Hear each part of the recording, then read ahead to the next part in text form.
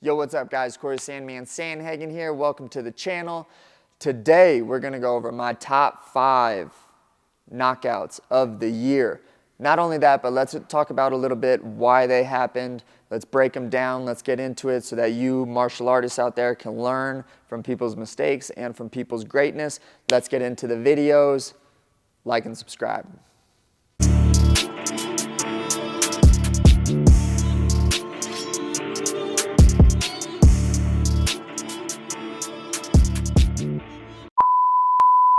So guys, my #1 knockout of the year is definitely Sterling versus O'Malley. I think that just the hype of that fight, the hype of Sugar Sean O'Malley, Sterling being this like heel bad guy and then O'Malley starching him was definitely one for the record books. Let's get into what happened during the fight that caused the knockout. All right guys, so let's get into what actually happened in this fight. Again, not a super complicated situation. It was more of a mistake on Sterling's end than it was something that Sean did really good. But Sean definitely has super nasty ability to do what he does really well, which is land this really rotated, grounded right hand, which, you know, won him a world championship. So happy for the guy. Definitely plan on whooping his ass when I get to fight him. But got to give praise where praise is due, and that was a badass night for the guy, so happy for him. But Sterling's kind of in this position. He's stalking a lot. He like overcommitted really big on trying to close this space, which is really not good against someone that moves backwards really well like O'Malley does. Sterling kind of shifts forward a little bit on a punch. When he does, Sean drops, hits him, boom. And the way that Sean throws this right hand is really cool. And then finishes up trying to hammer fist the guy like a 5-year-old hitting his first nail. But Sean O'Malley does a really good job of dropping. And then when he does throw this, he rotates super hard into this hip. That's why he's able to crack so hard. Like it's almost like he's like whipping something and then falling backwards, which is, again, just really awesome and makes for a super powerful punch. He uses his legs some, like in this drop step, hits, rotates all the way through. Obviously not a good night for Sterling, but that's what happened in that fight. Not overcomplicated. Sterling leapt in with his chin way up. Sean O'Malley hits real hard, rotated really hard in, got a knockout. Super awesome. Good for the guy. Plan on whooping your ass one day. So the second fight that we're going to get into is Volk versus Islam. This was my second KO of the year for me personally. I thought, again, just the hype from the first fight, even though it was short notice, which kind of was a bummer. Still a really awesome read on Islam's part. Super good strategy. Islam knocked out one of the best kickboxers in MMA, so that's really awesome. Let's talk about how it happened. That does figure to be a tough proposition.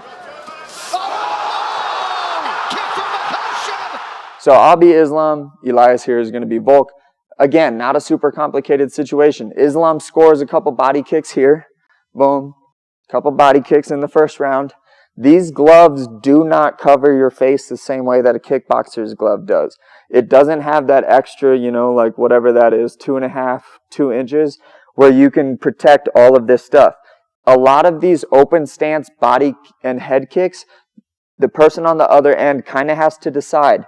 Do I want to block my body or do I want to block my head? Okay. You can, of course, do both, but when you're so bent over like this, it can be tricky to try to counter. Volk thought it was going to be to the body, and it ended up going to the head. Kicks him in the body, Islam does. When he goes to the head, Volk has his hand up plenty, like it was plenty up, but the way that he was able to score that was really good control. Did you see that? That didn't hurt, did it? That was really controlled. I didn't score that. But that's what happened, okay? When the glove is like this and you hit someone on the top of the head, I talk about this all the time. When you kick someone up here or you see someone get hit like this, it's not this immediate lights out reaction. It's more of a like, oh, where's the earth? You know, like, I can't put my feet on the earth type of feeling. Islam follows up, knocks him out. Let's move on to the next knockout of my year, which is Gaethje versus Poirier. Gone by round 2. Loved that knockout. Very similar situation. You see this over and over again in MMA, especially recently. Open stance, it's just hard to block these kicks, okay? So when Elias is here, Elias will be Dustin, I'll be Gaethje, okay? Poirier likes blocking in this really rotated way. Like this is super smart to do if all I can do is throw my hands. That's why when you see boxers defending themselves, like if Elias is thrown at me, like you'll see boxers rotate with punches a lot more than you see MMA guys, because if I throw my right hand and Elias is blocking like how we do, boom, like this, that's leaving a lot of opening for me to kick high, okay? In this certain circumstance, Poirier even had his hand up, and Gaethje even looked like he hit him on his hand, so it wasn't even a giant mistake on Poirier's fault as much as it is Gaethje's just built like an absolute brick of an animal, and he just is able to hit like exponentially harder than most people that probably Poirier's ever fought against, which is actually saying a lot. So, Gaethje's here, boom, Poirier's here. I won't kick you this time. Gaethje throws his right hand, boom, Poirier kind of rotates a little bit, boom, Gaethje kind of gets it around his neck here like this, knocks him out. One of the best knockouts of the year. Super exciting was that for the baddest motherfucker belt? Yep. For the BMF belt. Pretty cool stuff. Let's get into the next knockout. So the next one, guys, that we'll go over is Izzy versus Pereira. Counter right from Adesanya. Pereira down and out. Order restored. Adesanya has finally done it. So the Izzy versus Pereira. It's Pereira, right? Am I saying that right? Okay. Izzy versus Pereira fight. This was one of the best ones because, like, who does the rope-a-dope? Like, how sick was that? Izzy plays dumb or plays the rope-a-dope against the cage. Pereira opens up really wide the way that he does. Izzy banks him twice, knocks him out. Phenomenal. Again, not one of these things where it was, someone drawing something out of someone in like a super complicated way. A lot of fighting is super simple stuff. You just do it at the right time, in the right space, and it works. So playing the rope-a-dope is just ballsy as hell. So applaud to Izzy, man. Like, that's why you're one of my favorite fighters. Applaud to Izzy for that. Not super complicated. Got Pereira to open up big. Izzy just plants, fires his 1-2. Avenges all of those losses that he got against him. Super awesome. Like I said, applaud to Izzy. Congratulations. I can't wait till you come back. Hopefully it's not in 2025 like you were saying, but can't wait for you to come back.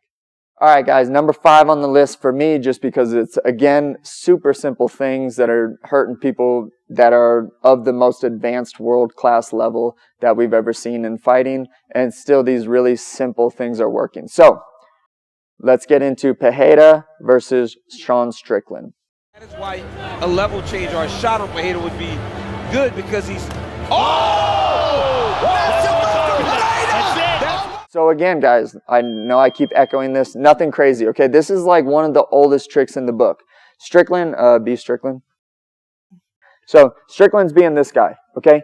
When someone's using this backhand, let's both go lefty so that the camera can see. When someone's using this backhand to deal with my like jab and lead hook, the oldest trick in the book when someone's parrying like this is to just fake it, get them to parry like that, and then go around, okay?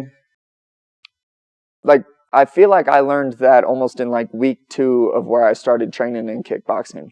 Someone parries a lot, boom, you feint, you go over top, you hurt him, okay? The problem with Strickland and Pereira doing that is that Pereira hits like the Brazilian Prometheus. That's not good. You definitely don't want to get hit even with a baby hook against someone that's built like a fucking Aztec god, okay? So, he's, again, just poking. Pereira's using his left hand like how he always does. He likes going to the body, shows it, boom, hooks round, knocks Strickland out. I've actually become a little bit of a fan of Strickland, even though I think he would agree with the fact that he is kind of a psycho, but I like it. I think he's kind of cool. I appreciate when guys are super honest in the sport and authentic to himself, and you can definitely tell that that's not an act by any means. Kind of, unfortunate that he got knocked out, but those are my top 5 knockouts of the year. Subscribe, like, comment below what your guys' favorite knockouts were. Maybe we'll recap some of them and break them down, seeing as the year still has a week or so left in it. Peace. I love you. Have a happy new year. Bye. That was pretty good, huh?